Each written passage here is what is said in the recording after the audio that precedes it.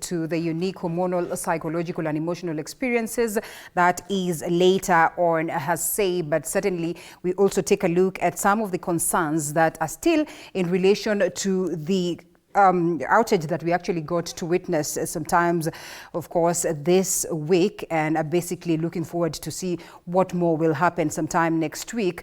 And we also take a look at this concern that has been accorded, or that has come to the forefront in relation to as well the death of one other individual who was out there, that is of course taking part as to the that is, of course, as to the ongoing anti-financial protest or an anti-finance bill protest. Of course, the latest victim being 21-year-old Evans Kiratu, who has devastated his family, who passed on, that is undergoing treatment at Kenyatta National Hospital following severe injuries that were inflicted by a teargas canister during clashes, that is in Nairobi's CBD. I didn't know him completely. We were the first people who saw him being hit and falling down on the ground, and we took him. We actually flagged down an Uber that was driven by a lady, and we urged her to give us a lift all the way to Kenyatta Hospital.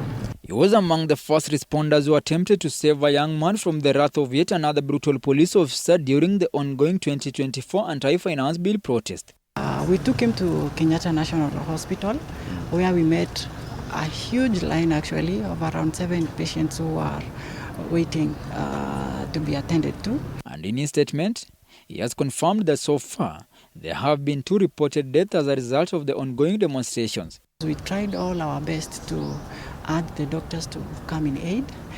He was writhing in pain all the way from Kenyatta Avenue to Kenyatta Hospital. He kept on wailing and crying and holding his balls because they've been completely crushed.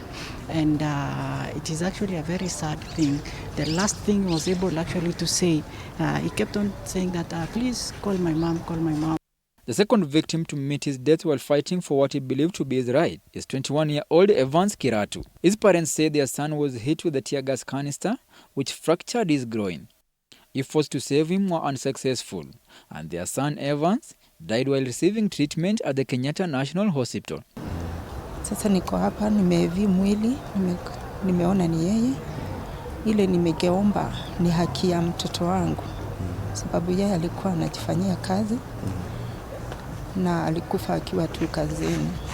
Sasa naomba tu hata serikali tuambie kusema ukweli, tuliwachagua ndio mtulie watoto. Is a young guy, na nilikuwa na expect na matumaini mengi kutoka kwake.